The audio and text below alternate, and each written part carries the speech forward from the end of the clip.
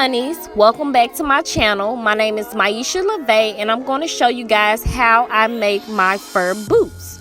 So I'm going to take these boots that I purchased from Walmart, and I'm putting some sales paper inside of the boot before we start. Now I'm taking this wax paper that I had laying around the house, which I used on a previous DIY when we made the DIY ring light. I also will have that video linked down below in the description box, so check it out. So what we're going to be using this wax paper for is basically creating a template for our boot. Now I'm just outlining the edge of the boot and also where the ankle should go, just so that I can know exactly where I'm going to sew and basically just create a template to cut out on the fur.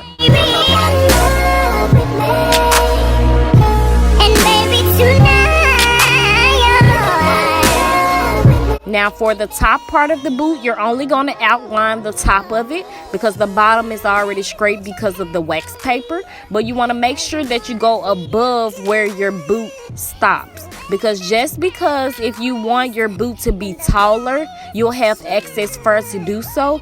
Or if you want to actually have fur sewn on the inside of the boot as well. Now we're going to cut out our template and we're just going to make sure that everything fits, so that once you actually cut the fur out, you have no mistakes. Now I folded the top piece in half because I noticed that my lines weren't so straight, but which was okay, it actually worked out.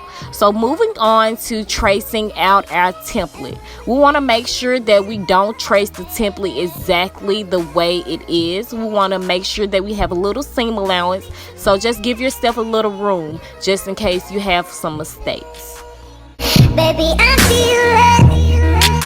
Now when cutting your fur, you want to make sure that it's laying down and not up like that. You want to make sure to rub it down and make sure you're cutting the way that it is rubbed down. So you want to cut the way that the fur is going and not the way that it is coming. So you want to make sure that the fur is laying down. Now the way that I'm cutting the fur is very crucial to pay attention to. Now you see the way that I'm snatching my scissors back every 3 or 4 chops. That's just going to make sure that you don't cut the fur hairs and make them shorter. So it's very easy to mess up on when you're cutting the fur, but you just want to make sure that you're actually putting your scissors under the fur and not cutting on top of it, because you will have little skimpy parts on your boot that actually will be shorter and some will be longer.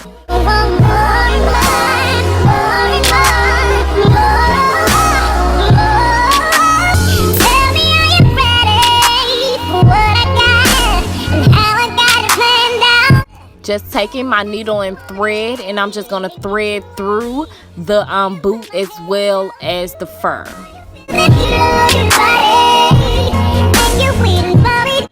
Hey babe, love you too.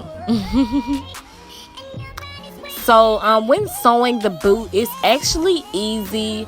I'm basically doing a simple stitch. I actually don't know professional stitching. I just learned this on my own. So I'm going through the fur, through the boot, and making a loop and a knot, so that everything will be snatched and it will look so seamless and it will not come off. Now this was a highly requested video. It took a little while for me to get it up because I had to figure out a way to show you guys how to make this boot without confusing you. And that's when I came up with the wax paper template idea. And that's the easiest way you're going to be able to do this boot. And I'm going to incorporate that in my new routine when I make my fur boot. Now I'm combing the fur with the needle just to get it from under the thread. So when you're sewing along your boot, you're gonna get a couple fur hairs just snagged up in your thread, but all you need to do is take your needle and just comb them out so that everything could be out and nothing is snagged on or just tucked under the fur. So here I'm showing you me looping it and going through the fur and then through the boot. It's actually easy, and the more you watch this video, if you need to watch it a couple times, do so, because it's actually easy once you get the hang of it. Now, let me just give you guys a little background history on these boots. They are not new. I did not purchase these. I actually purchased these like 2 years ago, and these are the boots that I actually make all of my fur boots with. So I don't have a collection of fur boots. I basically just take the fur off of the boots and re-sew some more on. So it is reusable, and these boots have lasted me 2 years. If you guys want to see a video on how I take my fur off without messing up my boots or creating holes and then reapplying the fur, just let me know down up in the comment box, and I will make a video on that.